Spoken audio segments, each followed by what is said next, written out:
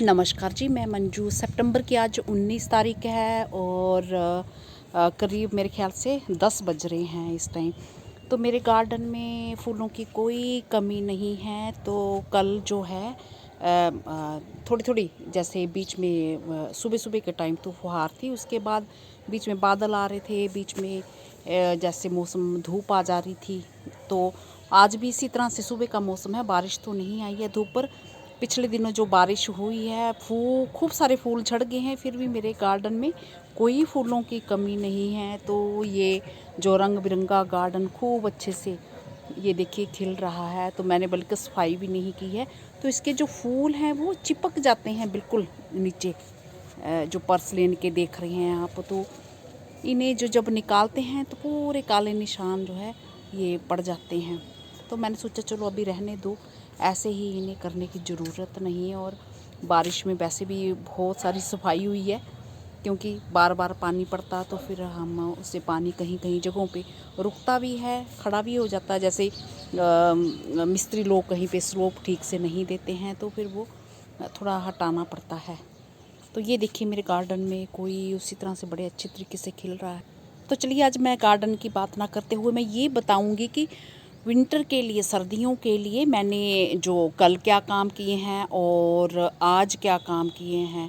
तो वैसे मैं सुबह के 2 घंटे काम करना ही पसंद करती हूँ, जिसमें कि ऊपर पौधों को पानी देना भी रहता है। तो मैं पानी जो है बकेट भर के देना पसंद करती हूँ। बकेट से ही जितनी ज़रूरत हो उतना ही डालती हूँ, ताकि न्यूट्रिएंट्स जो है एक्स्ट्रा पानी से बाहर ना निकले। हाँ, थोड़ा बहुत पानी जो है एक्स्ट्रा होता है वो निकल ही आता है, बट फिर भी मेरी कोशिश रहती है मैं उतना ही पानी दूँ।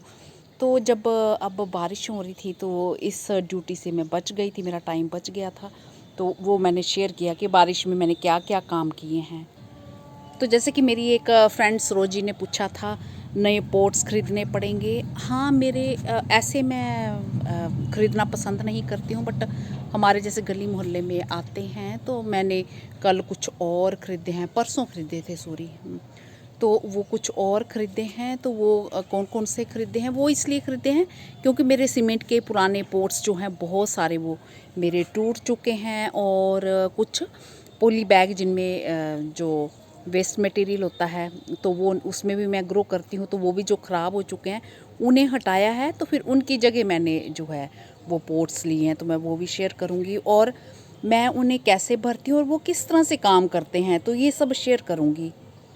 तो इसके साथ साथ मैं एक वीडियो नंबर 625 वो शेयर करूँगी। तो करीब पौने 4 साल पहले वो मैंने वीडियो डाला था, और वैसे भी मैंने कई सारे वीडियोस बनाती हूँ तो वो उस टेक्निक का इस्तेमाल करती हूँ। तो मैं जो वीडियो जैसे बनाती हूँ वो कई बारी चीज़ वो मैं शेयर नहीं कर पाती हूँ, तो वो मेरा वीडियो का लिंक दे दूँगी, वो आप ज़रूर देखना।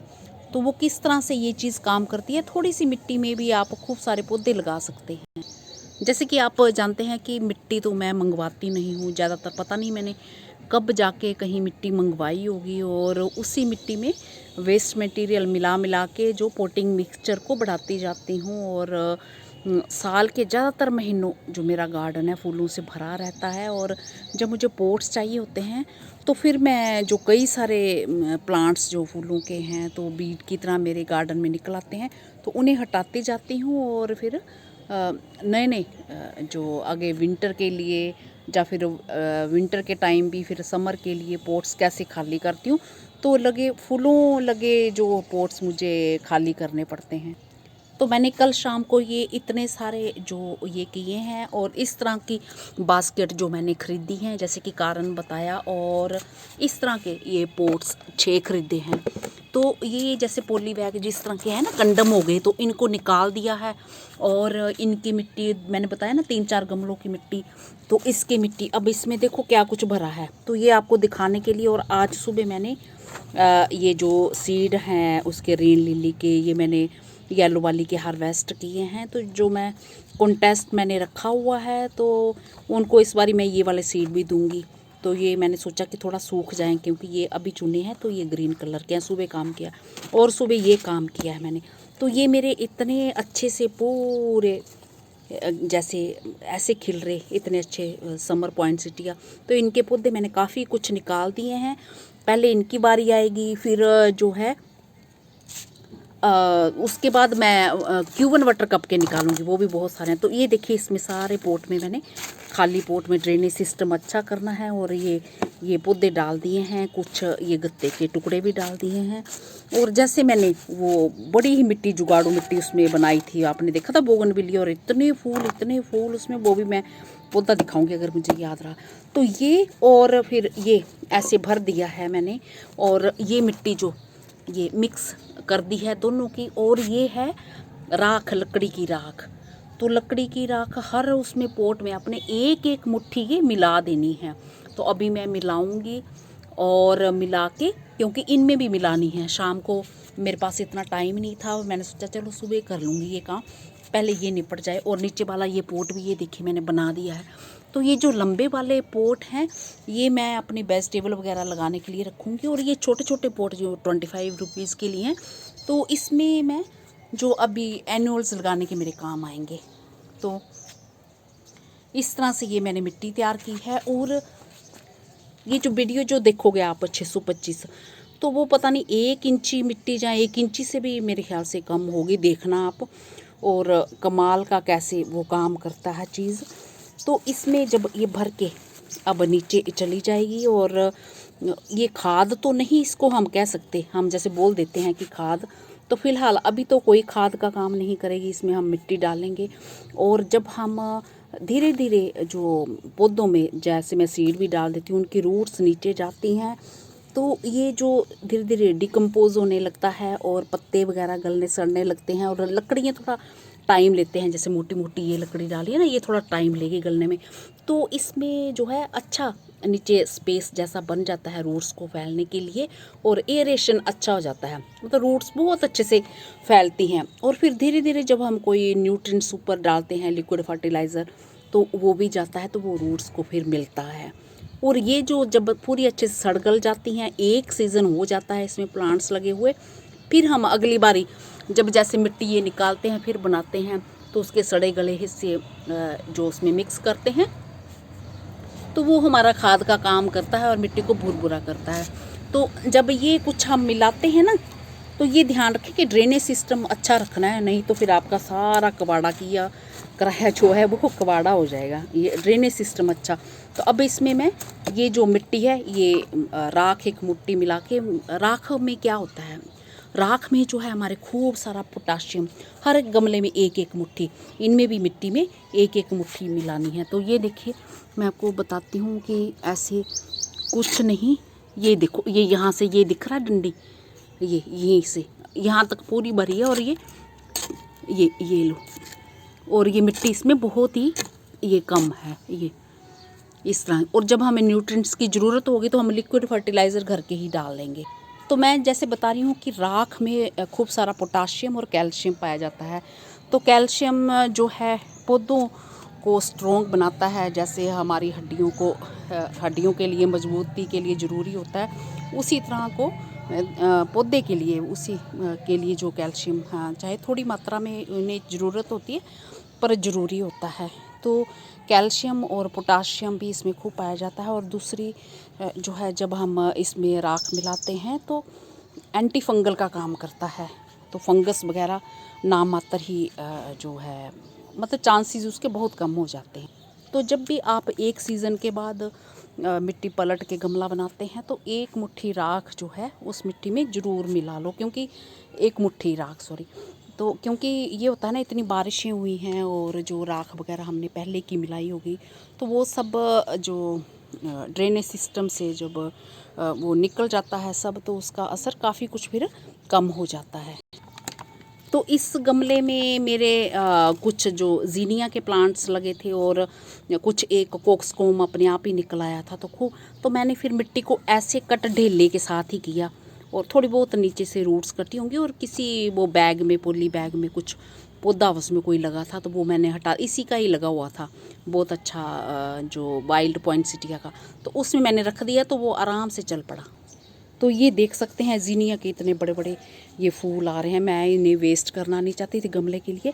और ये इस तरह से कोक्सकोम का, तो ये ढिल्ले के साथ ही मैंने इस बैग में भी पानी दी है, तो इसमें थोड़ा दीवार के साथ रखा है। तो ये देखो साइड में जहाँ पे स्पेस बचती है ना, मैंने लकड़ियाँ काट काट के वो इसमें फंसा दी हैं। अभी और डालूँगी इसमें ताकि हवा ना लगे इनकी जड़ों को। तो ये ऐसे चल पड़ता है और इसमें भी फूल आएंगे और इसमें तो फूल मेरे आ ही रहे हैं। तो ये सब ट्रिक मैं करती हूँ। और सीड ग्रो करना भी अगर देखते हैं हम मौसम कैसे ऊपर वाले की, अगर वो मौसम ठंडा रहता है तो कुछ पहले भी आप सीड लगा सकते हैं, ये सोच के कि होंगे तो भी ठीक है, नहीं होंगे तो भी ठीक है। और बड़े पौधों के साथ दीवार के साथ रखें जहाँ पे ज़्यादा गर्मी ना आए, तो वो हो भी सकते हैं, ऐसी बात नहीं है। और अगर मैं हो सकता कल अगर लगाऊं कुछ 1-2 पौधों के सीड तो फिर मैं वीडियो बनाऊंगी। और इसमें ये दबेगा भी हमारा पूरा, ये हरा भरा है, ये मिट्टी डालेंगे फिर इसमें पानी पड़ेगा, ये दब के फिर नीचे चला जाएगा और मैं यहाँ तक मिट्टी भर दूँगी इसके। तो इसी तरह से कुछ दिन पहले मैंने बोला था, वीडियो बनाया था कि मैं ज़ीनिया के लगाने वाली हूँ। तो ये ज़ीनिया के मैंने लगाए और खूब बारिशें, एक आधी बारिश से नहीं पौधे ख़राब होते, लगातार बारिशें हो रही हो और धूप नहीं आ रही हो तो मिट्टी अंदर भी रखोगे तो फंगस की प्रॉब्लम आ सकती है, तो बाहर ही रखने पड़ेंगे। तो ये फिर मैंने ऐसी जगह टिकाए, पानी तो पड़ रहा था फिर भी सीधी बारिश नहीं पड़ रही थी। और एक ये जो कोरियोप्सिस के, तो पुराने पौधे पे तो बर्ड्स आने लग पड़ी, तो ये कोरियोप्सिस के हैं, इसके भी काफ़ी कुछ मर गए, इनमें भी काफ़ी कुछ मर गए ज़्यादा पानी से, पर फिर भी ये चल रहे हैं। और आपके सामने ये छोटी सी बास्केट में मैंने गेंदा लगाया था तो ये भी चल रहे हैं।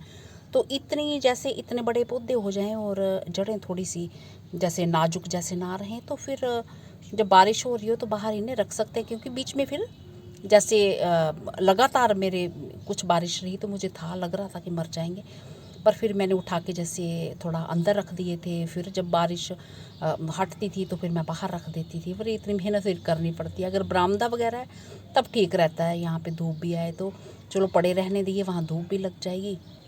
तो ये था अभी सीड्स लगाने का वीडियो, थोड़ा लंबा हो गया है तो मेरा ख्याल है आप अगर मैं फिर डिटेल से नहीं बताती तो हो सकता आप फिर समझ नहीं पाते। तो कॉन्टेस्ट के लिए ये जो मेरे बहन भाई पार्ट लेना चाहते हैं तो वो भी ले सकते हैं, क्योंकि मेरा भी काम चल ही रहा है और मैं जो पुड़ियाँ बनाने का काम, सीड्स डालने का काम अभी जो कर ही रही हूँ। तो अक्टूबर में निकलेंगे उनके रिज़ल्ट्स, तो आप कोई भी जो है जो पार्ट लेना चाहते हैं तो वो ले सकते हैं। तो मैंने सोचा इस बार रेन लिली के सीड्स भी उसमें डाल दिए जाएं, क्योंकि फ्रेश लगते हैं। तो अब जब भी आपको सीड मिलेंगे उसी टाइम आप गमले में लगा देना उन्हें। तो ये देखा ना मैं किस तरह से इस्तेमाल अपने गार्डन के जो प्लांट्स का करती हूँ। फिर धीरे धीरे जैसे मेरे पास ये विंका के खूब सारे पौधे हैं तो फूल देना कम करेंगे तो इनके भी गमले खाली करूँगी, वो भी खाली होंगे और कुछ एक रखूँगी। और जैसे जैसे फूल कम होते जाएंगे वैसे वैसे रखूँगी। तो बस यही ऐसे ही मैं करती हूँ और इन्हीं से मेरा काम फिर चल जाएगा। और इसी तरह से मैक्सिकन पिटूनिया भी मेरे गार्डन में खूब सारा लगा हुआ है, तो उसके भी खूब सारे पोट्स मैं जो खाली कर दूँगी। और फिर उसके बाद बारी आएगी पर्सलेन की। ये देखो घास फूस नीचे उगाया है, मेरे को टाइम नहीं मिला तो ये बोतल में लगा। तो पर्सलेन के भी फिर मैं धीरे धीरे, जैसे अभी तो खूब फूल दे रहे हैं, तो मेरा ख्याल है अब आप समझ गए होंगे। और जिन भी मेरे बहन भाइयों ने अगर सीड लगा दिए हैं तो एक आधी बारिश आने से कोई ख़राब नहीं होते, लगातार जब आती हैं तो तब मैंने बताया ना तब वो ख़राब होने के चांसेस रहते हैं। तो एक आधी बीच में 2 बारिश आ गई तो उससे कोई ख़राब नहीं होते, क्योंकि बीच में धूप भी फिर आती रहती है। इसी के साथ नमस्ते जी, शुक्रिया। होप करती हूँ कि ये वीडियो आपको ज़रूर पसंद आया होगा।